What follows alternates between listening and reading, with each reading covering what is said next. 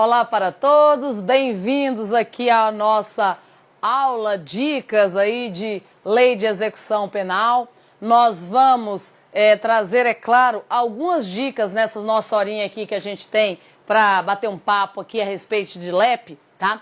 Lembrando a vocês que a lei de execução penal é uma lei de mais de 200 artigos, que vocês devem 200 artigos, né? Vocês devem estar por dentro aí, vocês já devem ter dado uma lidinha na lei, tá?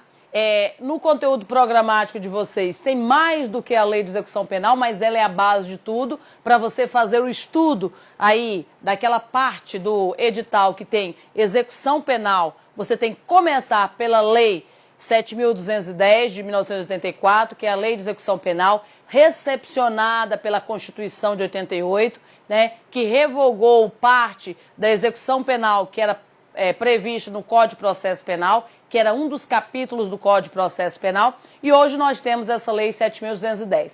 Claro que alguns pontos da lei têm revogação tácita, como é o caso da pena de multa poder ser convertida em penas privativas de liberdade. Isso já tem revogação desde 1996, com a alteração que nós tivemos no Código Penal. Multas, em nenhuma hipótese, pode ser aí convertida em penas privativas de liberdade. Só vai para a dívida ativa e esses outros pontos. E eu trouxe, eu destaquei 30 pontos da lei de execução penal sequencialmente para nós abordarmos em relação a pontos que estão aí na mídia jurídica, né? Então, na nossa mídia jurídica aí, pontos de comentários. Vamos ver aqui o que eu destaquei no primeiro ponto aqui para nós, relacionado à lei de execução penal. Olha o item 1 aí que eu destaquei para nós. Olha só. O condenado ao cumprimento de pena privativa de liberdade em regime fechado, tá? Ou semiaberto, será submetido a exame criminológico para a obtenção dos elementos necessários a uma adequada classificação com vistas à individualização da execução, sendo vedado, né, o exame criminológico para fins de progressão de regime. Tem 2 erros nessa assertiva se falar para a gente sobre exame criminológico. Por quê? O exame criminológico, ele será, em relação ao regime fechado, ele é obrigatório, tá? Então aqui, ele é obrigatório em relação ao regime fechado e ele é facultativo em relação ao semiaberto. Então, ele é facultativo. Todo preso que chega ali, facultativo, todo preso que chega no sistema penitenciário, ele passará por uma classificação pela comissão técnica. Então, a comissão técnica de classificação, que é presidida ali pelo diretor do estabelecimento prisional, terá mais 2 chefes de serviço, nos termos da lei, no mínimo 2 chefes de serviço, vai ter um psiquiatra, vai ter um psicólogo e um assistente social, tá? A composição mínima aí de uma comissão técnica de classificação. Todos os presos passarão por essa classificação que chegarem para cumprir pena privativa de liberdade. Só que o exame criminológico de natureza, vamos dizer, psicológica mais aprofundada, é obrigatório para o regime fechado e facultativo para o semiaberto, tá? Agora, nós temos uma súmula, inclusive é vinculante do STF, que é a súmula vinculante número 26, súmula vinculante número 26, que diz o seguinte: o juiz, ao analisar, o que diz essa súmula vinculante, ela tem a ver com o crime hediondo, tá? Mas ela fala sobre o exame criminológico em relação à progressão de regime. O juiz não está vinculado ao resultado de um exame criminológico.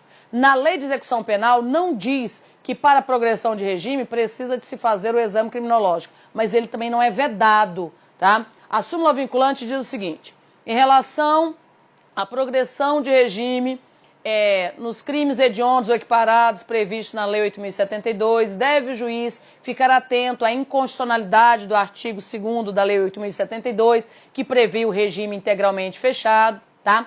dando a possibilidade de progressão de regime, podendo, para tanto, determinar a realização de exame criminológico. Então, o que acontece? Nesse caso, se nós temos uma súmula vinculante do Supremo Tribunal Federal que prevê a possibilidade de realização de exame criminológico para progressão de regime, claro que ele não está vedado, tá? Então, temos dois erros aqui neste item 1, tá? Que em relação aqui ao cumprimento da pena em regime fechado, o exame criminológico é obrigatório, em relação ao semiaberto é facultativo, e existe a possibilidade de progressão de regime, inclusive com a afirmação na súmula vinculante número 26, tá? E a classificação é feita por essa comissão técnica. Na realidade, o exame criminológico é feito por um centro de observação, mas nos locais onde não haja o centro de observação, o exame criminológico é feito por esta comissão técnica de avaliação. Item número 2.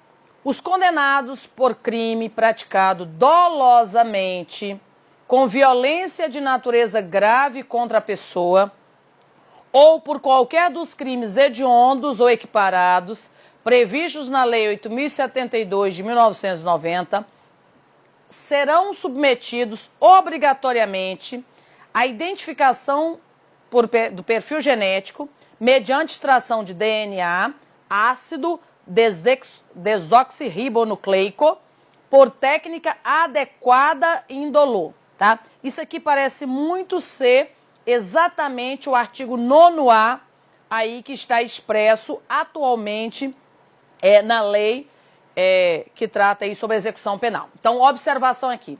Essa questão está errada num ponto, tá? Mas, observação. É claro que questões recentes, né?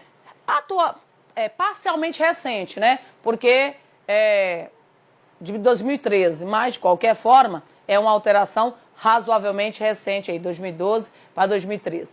Então, quando nós falamos aí dessa identificação por perfil genético, observação, a mesma lei que fez essa inclusão do artigo 9º-A, a Lei de Execução Penal, também alterou a Lei da Identificação Criminal lá na fase de inquérito policial, que é a Lei 12.037. Lá, qualquer investigado que a autoridade policial, que o delegado solicite ali, represente ao Poder Judiciário, ou que o promotor faça o requerimento ao Poder Judiciário, para que ele seja identificado por perfil genético, o juiz pode determinar para pessoas ali em fase de investigação a realização de uma identificação criminal por perfil genético. Lá é facultativo, tá?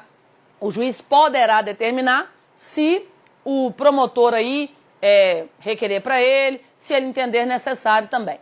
Agora, aqui na Lei de Execução Penal, a lei é taxativa. Todos os autores de crimes definidos no artigo 1º da Lei 8.072 e aqueles que foram condenados por crimes praticados com grave violência à pessoa deverão ser identificados por perfil genético. Essa identificação por perfil genético, ela é obrigatória, tá? Ficará em bancos de dados sigilosos. Esses bancos de dados sigilosos poderão ter acesso a eles os delegados de Polícia Civil e de Polícia Federal que realizarem aí, esses delegados de Polícia Civil e Federal, um pedido ao Poder Judiciário justificando pela investigação em inquéritos policiais. Só que aqui, olha a observação que a gente tem.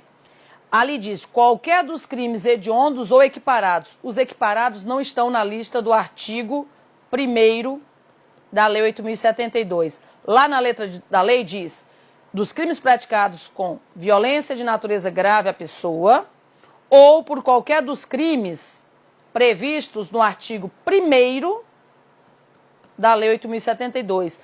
Os equiparados estão no artigo 2º, então eles estão fora, tá? Aí desta previsão legal. Então, um traficante que chegar condenado, ele não está acobertado pelo artigo 9º-A, tá? Não poderia o juiz determinar a sua identificação obrigatória por perfil genético. Agora, um torturador, ele pode até não entrar aqui na lista dos hediondos, pode ser só equiparado, tá? Mas tortura pode ter sido praticado com violência de natureza grave a pessoa. Aí não é só o hediondo, é todo crime violento, com violência de natureza grave contra a pessoa. E os hediondos, mas estão fora os equiparados. Tráfico de drogas não necessariamente é crime com violência à pessoa. E não é hediondo, é só equiparado. Este estaria fora da regra aqui do artigo 9º da Lei de Execução Penal. Ok? Vamos para um terceiro ponto aí da Lei de Execução Penal. Nós temos aqui o estabelecimento disporá de instalações e serviços que atendam aos presos nas suas necessidades pessoais, além de locais destinados à venda de produtos e objetos permitidos e não fornecidos pela administração. Então aqui nós estamos diante de uma situação onde essa venda de produtos é permitida, que nós temos várias formas de assistências, tá? Então quando você fala nas assistências, aí começa com assistência material, tá? Essa aqui está lá no artigo 9º, né? No artigo 11, desculpa. A assistência ela é material, que inclui alimentação suficiente, vestuário adequado, instalações higiênicas, tá?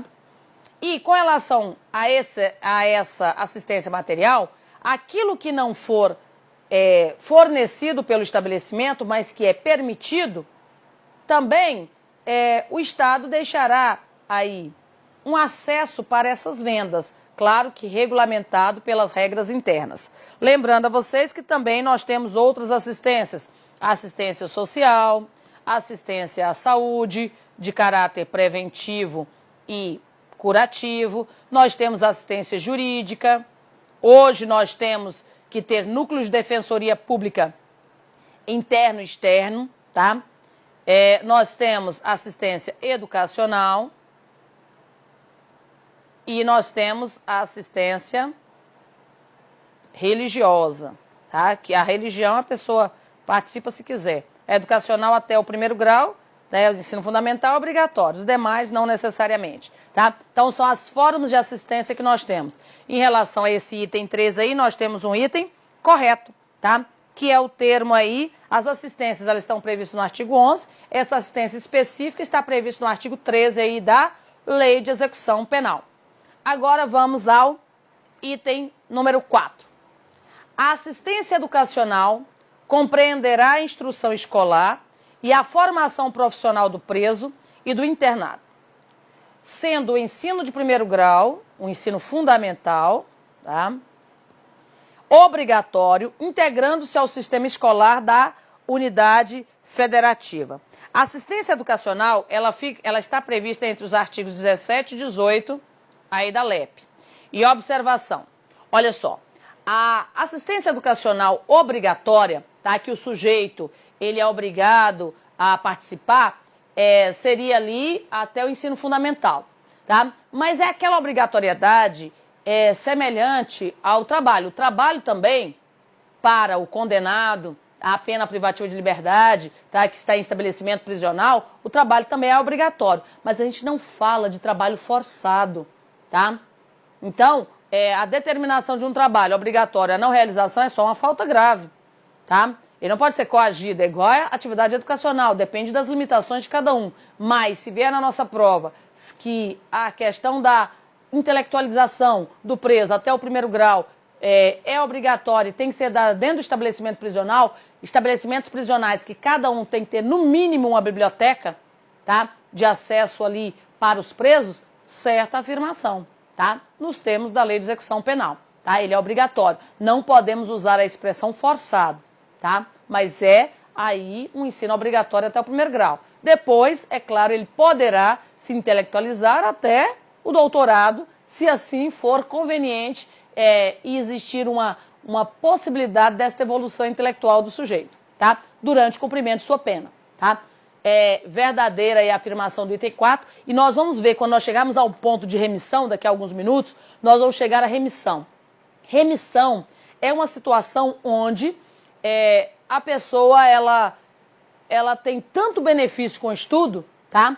Que é bastante incentivador. Então, o trabalho e o estudo, ele é bastante incentivado, principalmente para aqueles que estão conseguindo diminuir a sua pena pelo trabalho e pelo estudo, que hoje é até cumulativo, que a gente tem uma questãozinha aqui sobre cumulação de possibilidade de ao mesmo tempo estar remindo pelo trabalho e pelo estudo.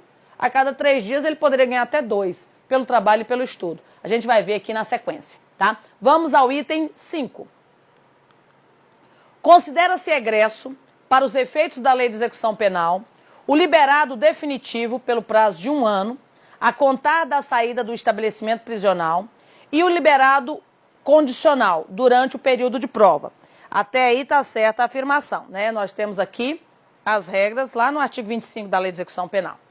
O Estado temporariamente pode auxiliar materialmente o egresso, desde que seja aquele incondicional. Falso.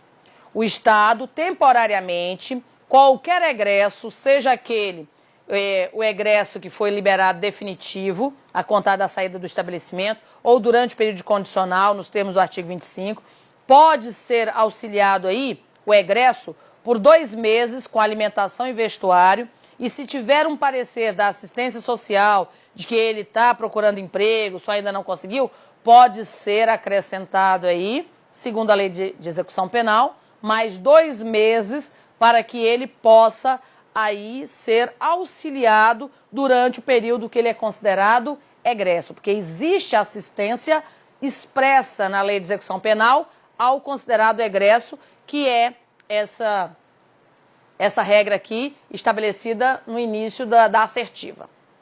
Agora vamos à análise do item 6 sobre o trabalho do preso. Vamos ver o que é que nós destacamos aqui para vocês em relação ao trabalho do preso.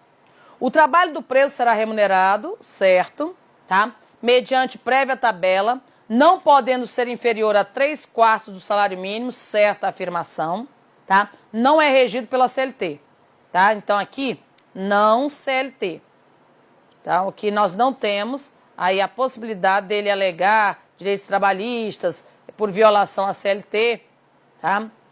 Porque isso aí estaria incorreto, mas ele tem direito à previdência, tá? Então, nesse caso aqui, isso aqui é o mínimo. Claro que ele pode receber mais do que isso, tá? O produto da remuneração pelo trabalho deverá atender à indenização dos danos causados pelo crime, desde que determinados judicialmente, mesmo que já reparados por outros meios. Aqui, o item já está incorreto. Salvo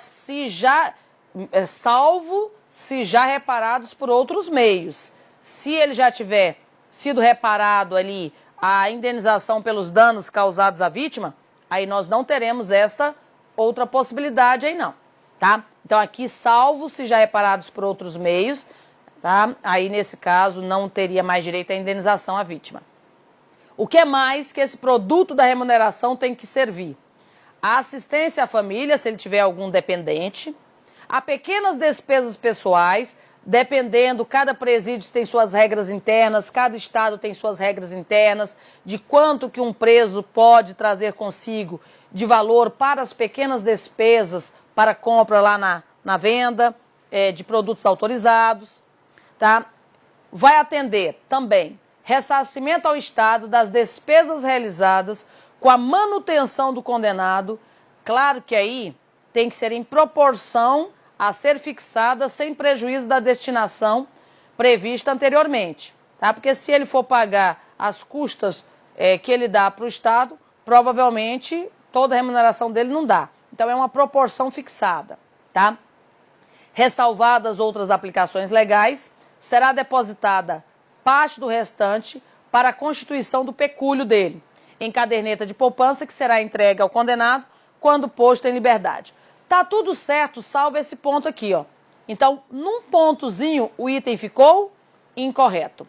O trabalho do preso, mais uma observação em relação ao trabalho do preso.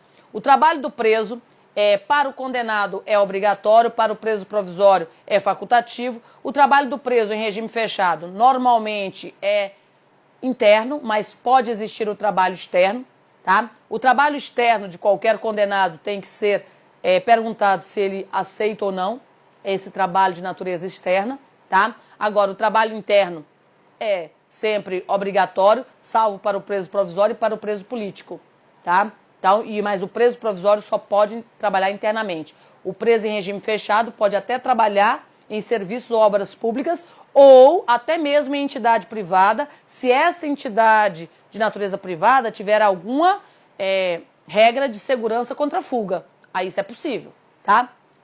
Agora, tem mais umas questõezinhas aqui sobre trabalho, só dando um passant aí, porque trabalho é uma coisa que pergunta muito em prova, tá? Essa questão do trabalho interno em estabelecimentos prisionais e trabalhos externos, normalmente administrados por fundações, tá? Questão número 7. Para o preso provisório, o trabalho não é obrigatório e, quando realizado, só poderá ser executado no interior do estabelecimento prisional, tá? Aí já está falso, né? Desculpa, já está verdadeiro até aí. Então, para o preso provisório, o trabalho não é obrigatório e, quando realizado, só poderá ser executado no interior do estabelecimento prisional. Certo, até aí está certo. Quando o preso for provisório, político ou estiver cumprindo pena em regime fechado, só pode trabalhar internamente. Falso. O preso político trabalha se quiser, mas, dependendo da situação, pode trabalhar externamente. Quem não pode trabalhar externamente é só o provisório, tá? E regime fechado também, excepcionalmente, em serviços ou obras públicas, tá? E também quando for aí em situação de entidades privadas com regra de segurança. E o máximo que qualquer entidade poderá ter de trabalhadores na condição de preso seria 10% do número de trabalhadores, tá? Item 8. A prática de fato previsto como crime doloso constitui falta grave e, quando ocasione subversão da ordem ou disciplina internas, sujeita o preso provisório ou condenado, sem prejuízo da sanção penal, ao regime disciplinar diferenciado. Então, esse aqui é o famoso RDD, tá? Com duração máxima de 360 dias, sem prejuízo de repetição da sanção por nova falta grave de mesma espécie, até um limite de 1/6 da pena aplicada. Olha só. Essa questão aí, número 8, ela está correta, que é exatamente os termos do artigo 52 da Lei de Execução Penal. Olha só, observação. Isso aí pode ser até tema da sua redação, questão de execução penal. Então, quando nós falamos do regime disciplinar diferenciado, tá? Alguns dizem sobre a inconstitucionalidade por ser um direito penal de terceira velocidade. Quando a gente fala nas velocidades do direito, resumindo, é mais ou menos assim. Direito penal de primeira velocidade é aquele que trata sobre a punição individual da pessoa, obedecendo os seus direitos e garantias constitucionais. Quando a gente fala do direito penal de segunda velocidade, a gente fala sobre um Estado garantista, tá? São direitos coletivos, protegidos, para que não haja abuso contra a sociedade em si. Agora, quando a gente fala no direito penal de terceira velocidade, os doutrinadores destacaram uma teoria chamada direito penal do inimigo, tá? Porque existem algumas pessoas, integrantes de organizações criminosas, que elas não vão diretamente contra uma pessoa XYZ.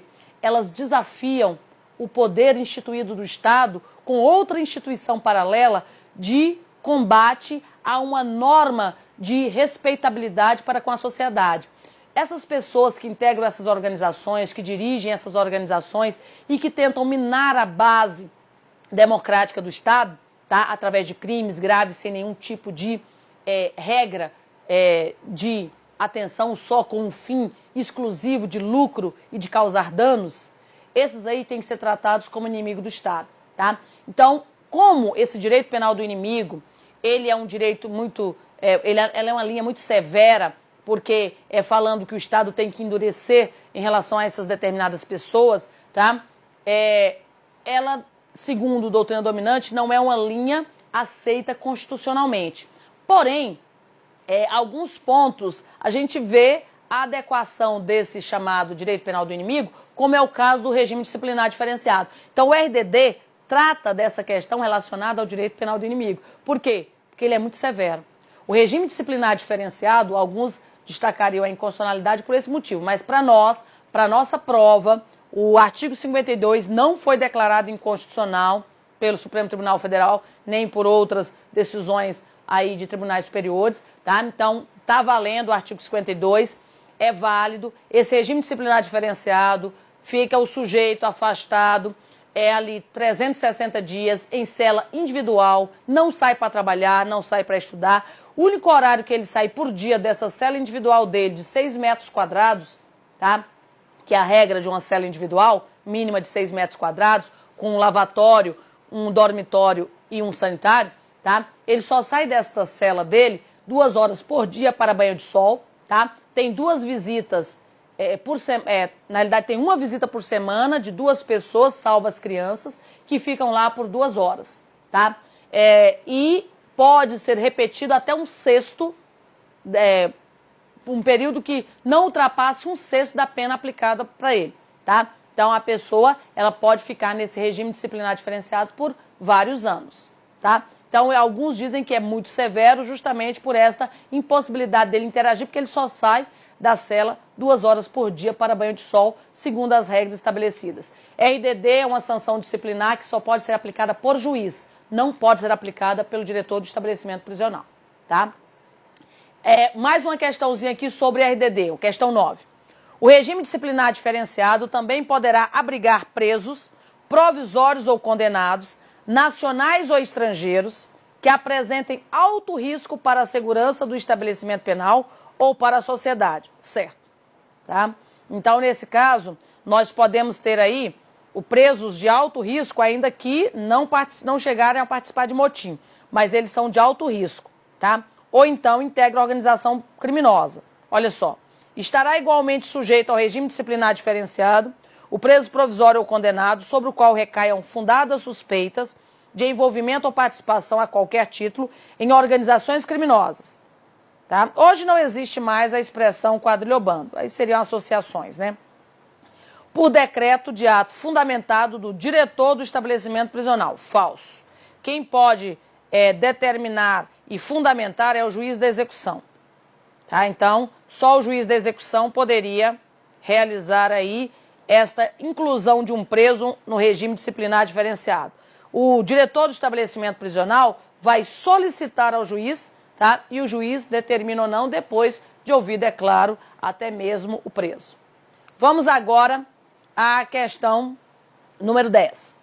As faltas disciplinares classificam-se em leves, médias e graves. A legislação local especificará as leves e médias e as respectivas sanções, sendo a tentativa punida com a pena correspondente à falta consumada.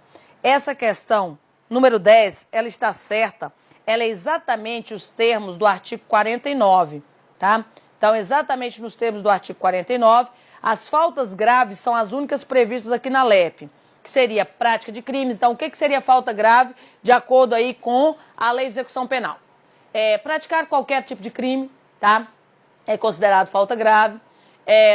Portar qualquer instrumento que seja capaz de ofender a integridade física de um preso. Fugir não é crime, mas é falta grave, tá? Participar de motim, subversão da ordem interna, isso é falta grave, assim considerado nos termos da lei, tá?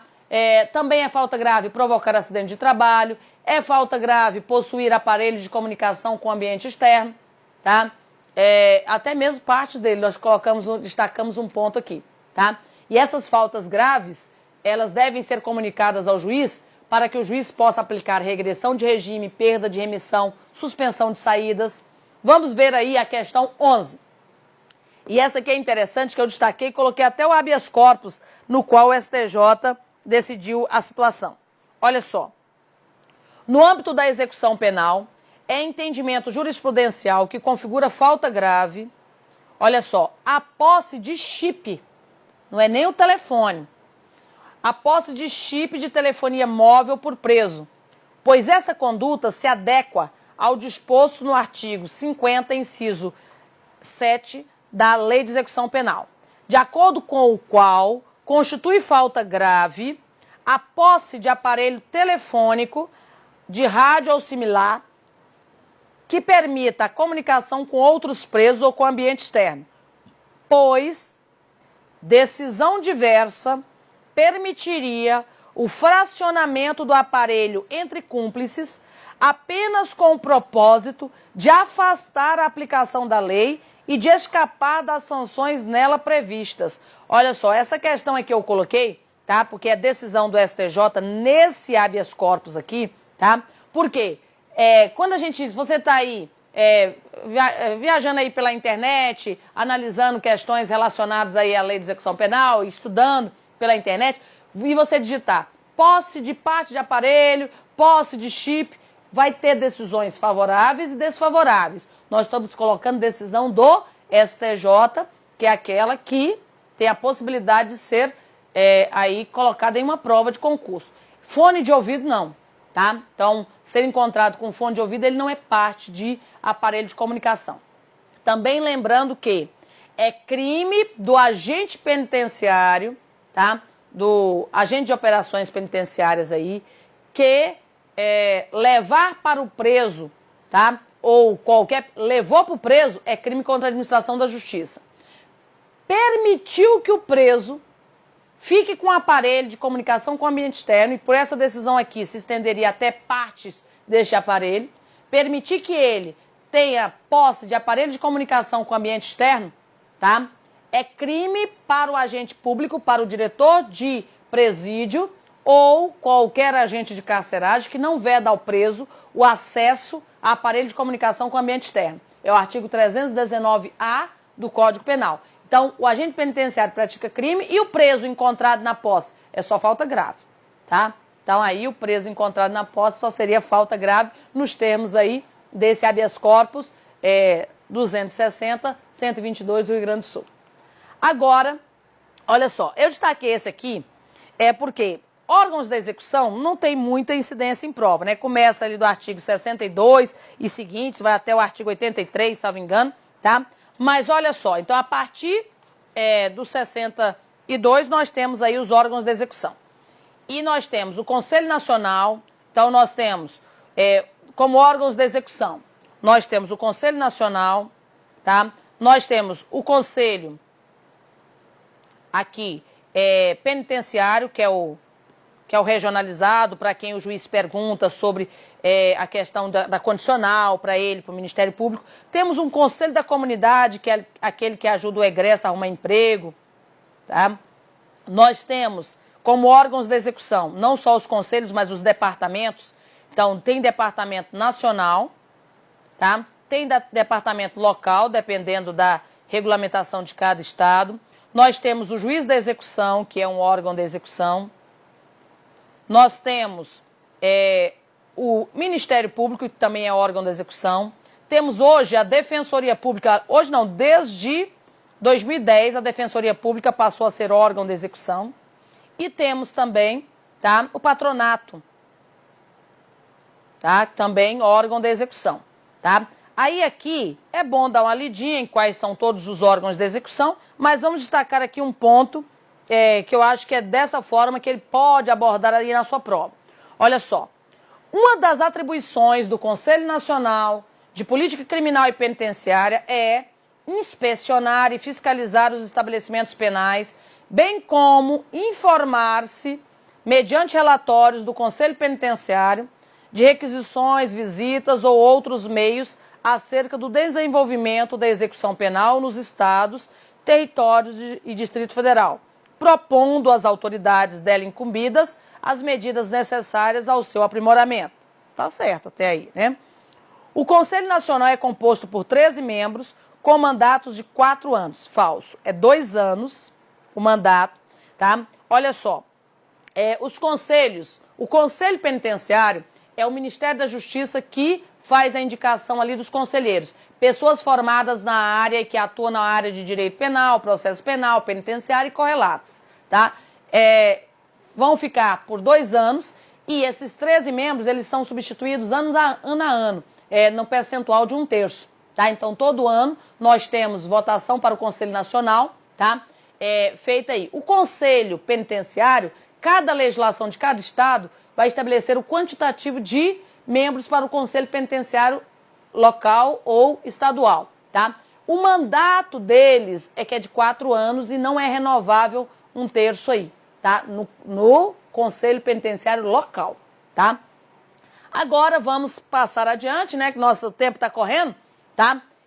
Nós temos aqui A União, os estados e o Distrito Federal e os territórios poderão construir penitenciárias destinadas exclusivamente, e normalmente são federais, é para você trabalhar aí, né? Para presos provisórios e condenados que estejam em regime fechado, sujeitos ao regime disciplinar diferenciado. Isso aqui está previsto no artigo 87, parágrafo único, tá? Salvo engano ali, da Lei de Execução Penal. Tá certa a informação? Olha só.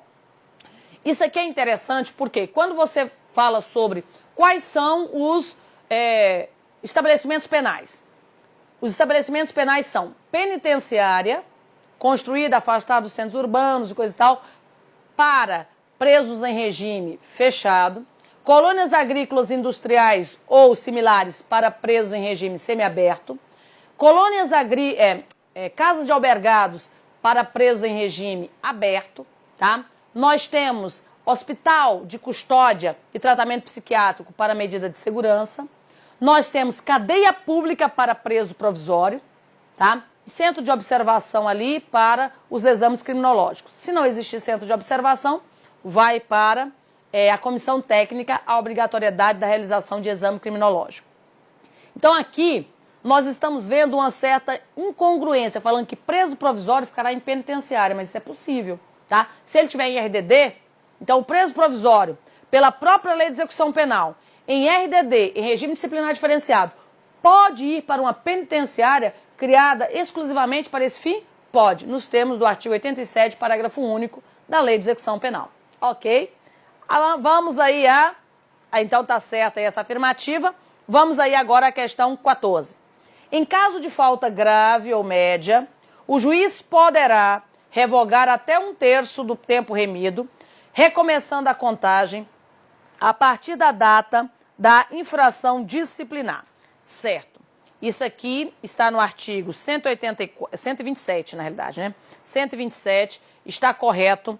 A remissão, primeiro, quando é que a pessoa consegue a remissão? A remissão com 2 S é do Estatuto da Criança, né? Essa remissão especificamente aqui é com C cedilha mesmo. A cada 3 dias de trabalho, ele tem 1 a menos na pena. 1 a menos na pena, tá? Uma proporcionalidade. A cada 12 horas de estudo, tá? A cada 12 horas de estudo divididas no mínimo por 3 dias, ele também tem 1 a menos na pena, tá? Então, isso é possível. E o que acontece? A cada conclusão de curso, ele ganha de presente de formatura, tá? Então, a cada conclusão de curso, se ele tem, por exemplo, sei lá, 600 dias já remidos, que ele já estudou durante alguns anos e trabalhou, tá? E até acumulou os dois, o trabalho e o estudo, aí o que acontece? Se ele terminou o 1º grau, aqui são graus, o 1º grau, o 2º grau ou o 3º grau, ele ganha mais 1/3 de presente. Então, se ele já tem 600 dias remidos e terminou o 2º grau, terminou a faculdade, aí ele ganha mais 200 aqui, ó. Mais 200 de prêmio. Agora, se ele praticar falta grave, ele perde até 1/3. Então, se ele tinha 600 dias, em caso de falta grave, ele perde 200 dias. Não pode perder em sua totalidade, mas perde. E mais, remissão por trabalho e estudo seria para preso em regime fechado e semiaberto. Então, aqui seria regime fechado, tá? E semiaberto. Regime aberto não dá direito a esta remissão, tá? Só que regime aberto, então existe a possibilidade do regime aberto ter remissão, sim, aberto e condicional, mas só por comparecimento a curso regular. Então, um comparecimento a curso regular, tá? A cada 12 horas de estudo, dividido no mínimo por 3 vezes, dividido aqui por no mínimo 3 dias, tá? Aí nós teremos a possibilidade dele remir pelo estudo até mesmo regime aberto ou condicional. Mas aí não é qualquer estudo igual aqui, que aqui até leitura de livro vale, né? É o estudo comparecendo a atividades educacionais, tá? Então, é possível hoje, pelas regras da Lei de Execução Penal que nós temos, a pessoa conseguir remir até mesmo pelo estudo, ele poderia remir ali condicional e semiaberto, mas pelo comparecimento quando ele estiver no regime aberto e na condicional. Agora, pelo trabalho e pelo estudo, normalmente ele só pode remir regime fechado e semiaberto. Pelo trabalho, em nenhuma hipótese, pela lei de execução penal, ele pode remir o regime aberto, tá? Agora, olha só. 15. Se o livramento condicional for revogado por infração penal anterior à vigência do livramento, computar-se-á como tempo de cumprimento da pena o período de prova, sendo permitida para concessão de novo livramento a soma das duas penas. Essa questão número 15, ela está correta, tá? Agora, olha só, observação. Essa aí é uma exceção. Uma pessoa, quando ela consegue a condicional, o que acontece? Conseguiu a condicional, tá? Aí nós temos uma situação onde ele conseguiu, porque ele cumpriu um terço da pena quando ele era primário, ou metade quando ele era residente, ou 2/3 se for crime hediondo, tá? Aí ele conseguiu, satisfez o requisito objetivo e o subjetivo, tá? Teve toda aquela solenidade do livramento condicional, e ele só perde esse direito, só será revogado se ele praticar crime durante a condicional, tá? Se ele praticar crime durante a condicional, ele perde a condicional, tá? Pode não perder automaticamente, mas perde porque o tempo que ele ficou em condicional, e se ele perder, for revogado por crime praticado durante a condicional, o tempo que ele ficou não conta, tá? E ele não terá mais direito à condicional. E se ele perder por qualquer outro motivo, que seja descumprimento de condições, que o juiz já chamou ele lá 1 vez, 2 vezes, deu bronca, admoestação verbal, nada adiantou, ele perdeu a condicional por descumprimento, tá, das condições. Não terá mais direito à nova condicional e o tempo que ele ficou não conta. Para contar o tempo que ele ficou e para ter direito a uma nova, é nesses casos que ele perdeu a condicional, não por uma infringência condicional que ele está cumprindo agora. É porque, como ele estava respondendo a muitos processos, teve processos antigos que agora é que veio a condenação. E somando-se as duas penas, ele perde o direito à condicional, porque ele não satisfaz o requisito objetivo, que é o percentual. Aí ele volta para a prisão, cumpre o percentual e tem direito ao livramento novamente, tá? Isso é as regrinhas aí pré-estabelecidas. Agora, olha só, vamos analisar aqui a monitoração eletrônica do artigo 16, da questão 16. Segundo a lei de execução penal, o juiz poderá definir a fiscalização por meio de monitoração eletrônica, quando autorizar saída temporária no regime semiaberto, durante o livramento condicional e quando determinar a prisão domiciliar. Livramento condicional não. A pessoa não é monitorada eletronicamente durante o livramento condicional. Só durante a saída temporária e prisão domiciliar. Falsa essa informaçãozinha aqui da questão número 16. 17. Em qualquer fase da execução, poderá o juiz motivadamente alterar a forma de cumprimento das penas de prestação de serviço à comunidade e de limitação de fim de semana, ajustando-as às condições pessoais do condenado e às características do estabelecimento, da entidade ou do programa comunitário estatal. Tá certa essa informação, porque penas restritivas de direito, isso não fere coisa julgada não, tá? Então, aqui não feriria a coisa julgada. Questão 18. Nos casos de violência doméstica contra a mulher, o juiz deverá determinar o comparecimento obrigatório do agressor a programas de recuperação e reeducação. Nesse caso aqui, na realidade, o juiz poderá, tá? Então, a LEP, ela não diz que o juiz é obrigado. O condenado é obrigado se o juiz determinar. Então, o juiz, ele poderá, tá, determinar o comparecimento em casos de violência doméstica do sujeito a esse programa de recuperação. Agora, se o juiz determinou, podendo, o comparecimento dele, esse é obrigatório, tá? Mas está incorreto por causa do deverá aqui desse item 18. 19.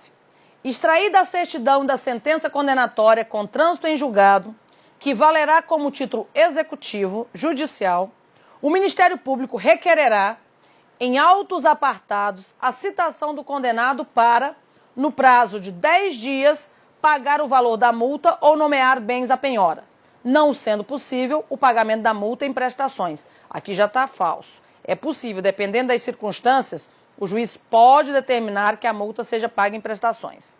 E em caso de não pagamento da multa, poderá, nos termos da lei, tá, da LEP, essa ser convertida em pena privativa de liberdade. Errado também não pode. Tanto que não cabe habeas corpus, nós temos decisão pacificada hoje, que não cabe habeas corpus em relação aí à pena aplicada exclusivamente de multa ou que no processo só possa ser aplicada exclusivamente a pena de multa. Porque como multa já não pode, desde 1996, ser convertida em pena privativa de liberdade, o que isso acontece? A impossibilidade de habeas corpus, que perde seu objeto, tá? Então, errada aqui a afirmação da questão 19. Nós estamos aqui meio a toque de caixa, porque eu tenho mais umas questõezinhas aí, e o finalzinho aí é umas questões sobre as novas jurisprudências, súmulas do STF sobre lei de execução penal. Tá faltando 5 minutinhos aí, eu passo direto para elas, mas vamos ver aí quais os outros pontos que a gente destacou. Por isso que eu estou mais na correria, que nosso tempo está acabando,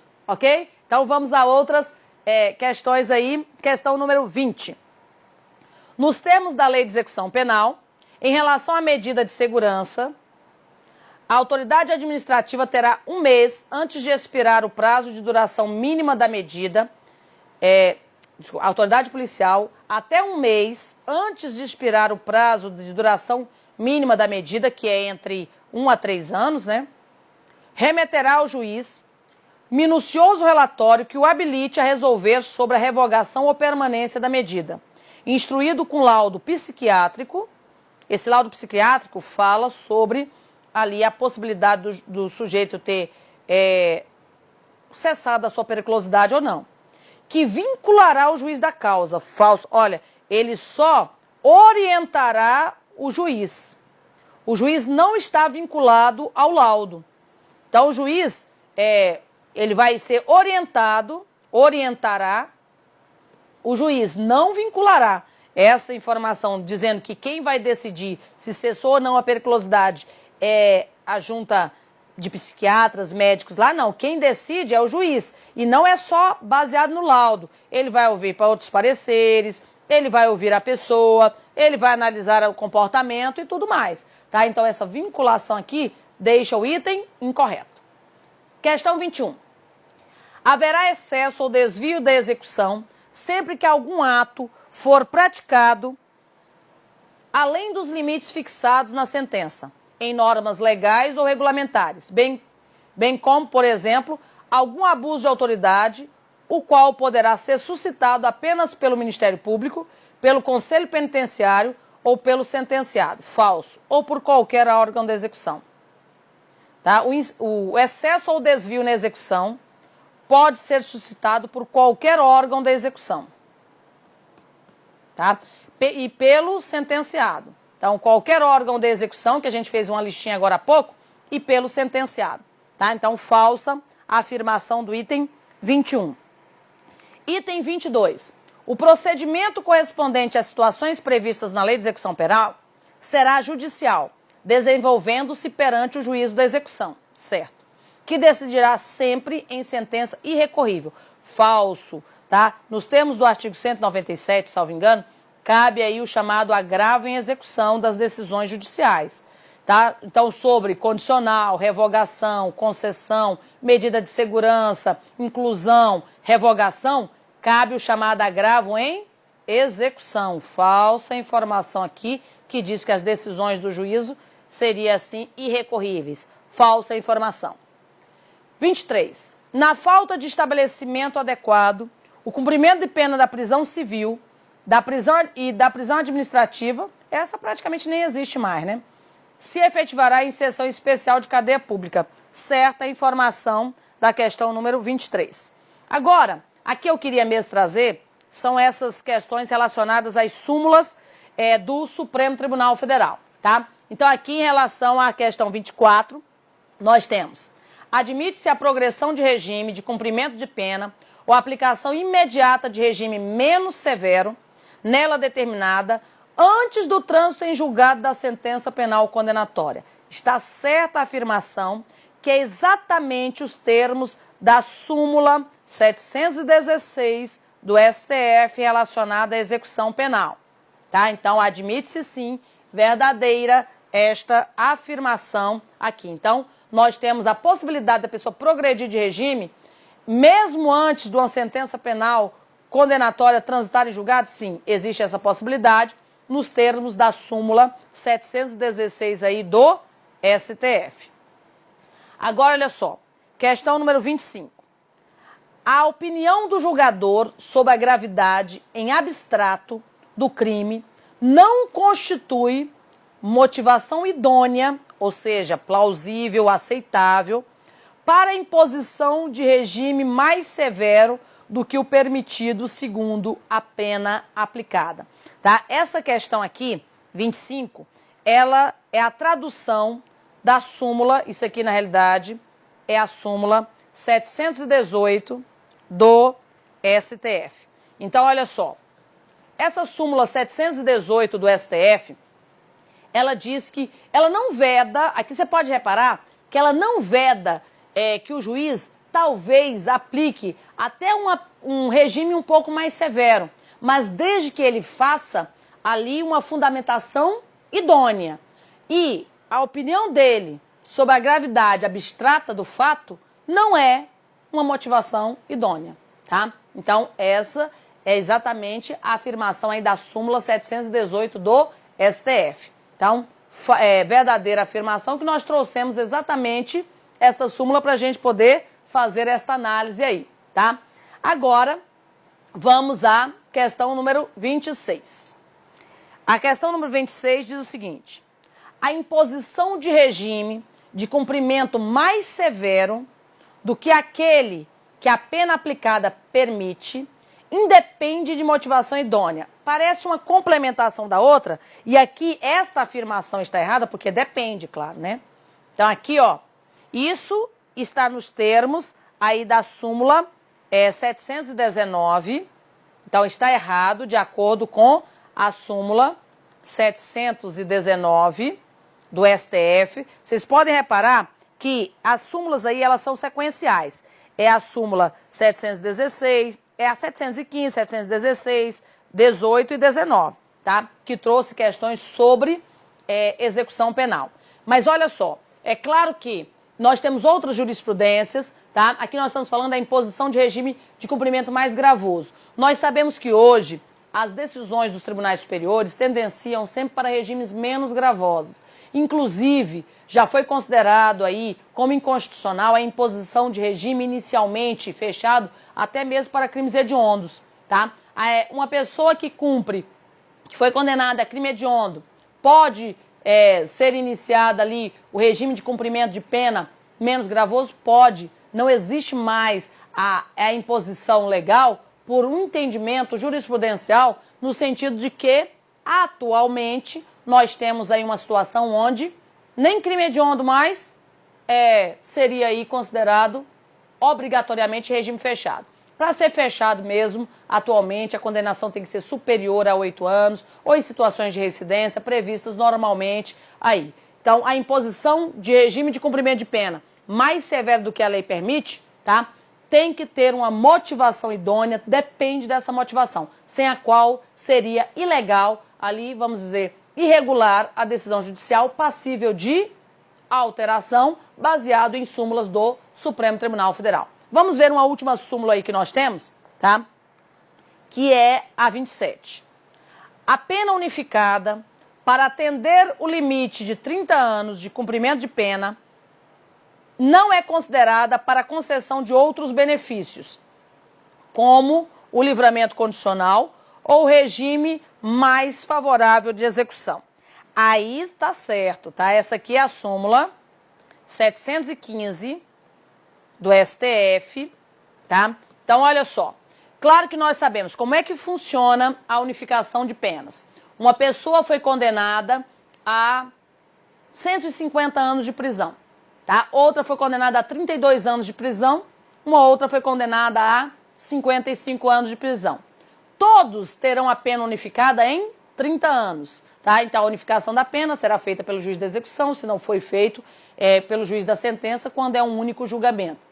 Então, a unificação é feita lá no momento da execução. Só que é o seguinte, é diferente aquele que foi condenado a 50 anos, daquele que foi condenado a 52, daquele que foi condenado a 57? Sim. Por quê? Porque para a concessão da condicional, para progredir de regime, não é analisada a pena unificada, é analisada a pena efetivamente aplicada, tá? E não a pena unificada. Um outro ponto que nós temos que ter observação é a possibilidade de reunificação de penas. Então, existe uma possibilidade da pena ser reunificada. Como assim? Olha só, vamos imaginar o seguinte, vem aqui para a nossa telinha. A pessoa foi condenada a 150 anos de prisão. Aí a pena foi unificada em 30 anos. Aí ele está lá cumprindo a pena dele, coisa e tal. Aí quando ele já cumpriu 28 anos de prisão, aí chega uma nova condenação para ele, por crimes anteriores. Aí chegou mais, sei lá, 18 anos, depois mais 20 anos, depois mais 20 anos. No total aqui, somando tudo, tá? Deu mais para ele 208 anos de prisão. Unifica tudo nesses 30, ele continua cumprindo os 28 dele. Agora, se ele matou o seu colega de cela aqui, no segundo ano, aí ele passa a ser processado, tá? Aí ele praticou um crime bem aqui, logo após a unificação.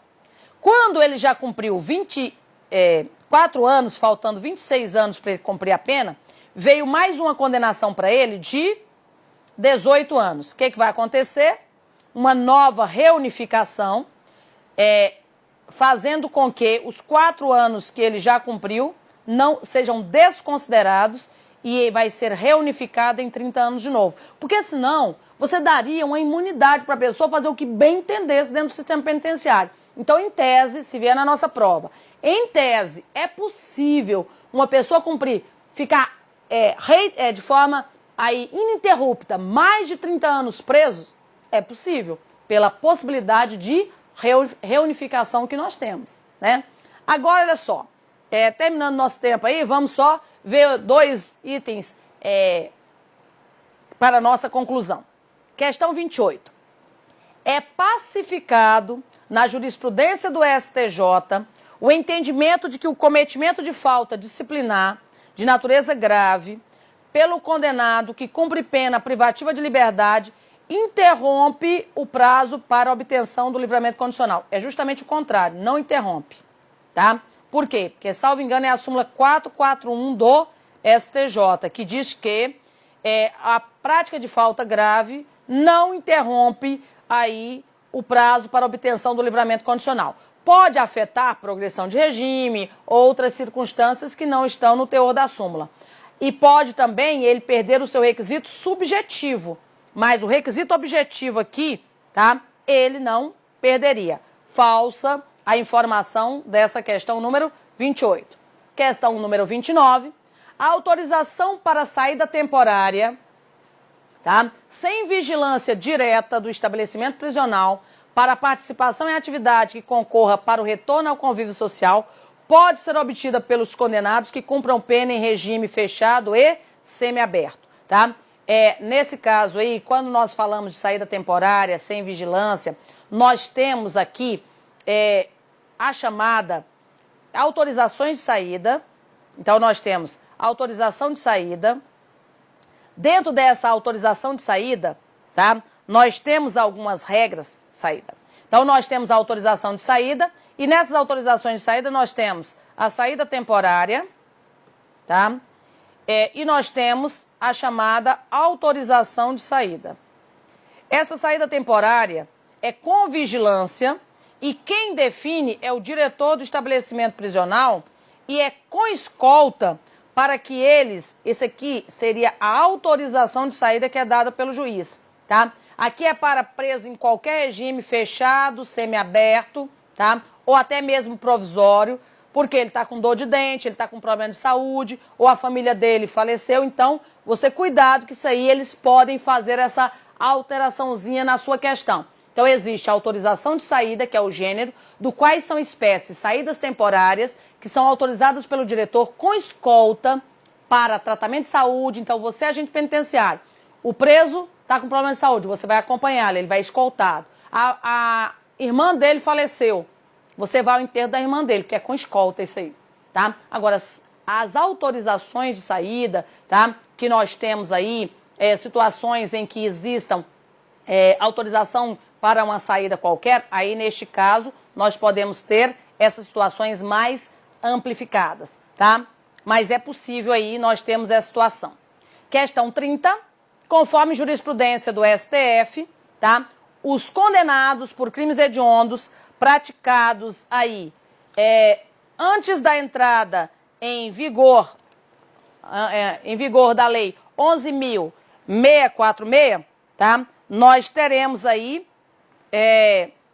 a possibilidade, pode pleitear a progressão de regime após o cumprimento de apenas 1/6 da pena aplicada. É certa a informação, tá? Porque a pena é com 2/5, tá? Ou 3/5, tá? Então, nesse caso, é com 2/5 ou 3/5. Mas nesse contexto aqui, que nós estamos falando, nós temos uma situação onde ele pode cumprir só 1/6 se ele praticou o crime antes da lei 11.464 de 2007. Ele só cumpre 1/6 para progredir, mesmo que seja crime hediondo. Voltando aqui, olha só, fiz uma confusãozinha aqui, porque eu estou na correria que tá avisando ali que acabou o tempo, tá? Mas olha só, que acabou o nosso tempo.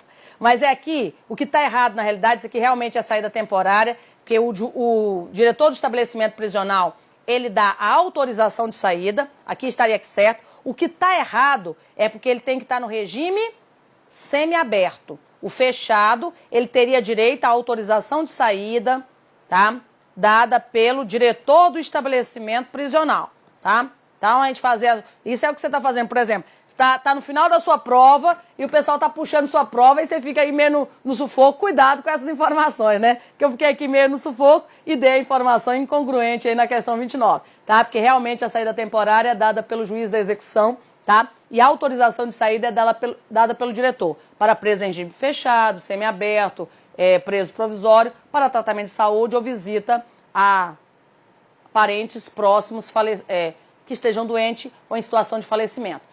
E as saídas temporárias é dado para o preso em regime semiaberto. Ok? Obrigada pela atenção de vocês aí. Até a próxima. Nós estaremos aí conjuntamente. Sempre que o pessoal marcar aqui, nós estaremos juntos. E divulgue aí pro pessoal. Também vi pra gente nesse bate-papo ao vivo. Ok? Abraço para todos. Boa prova.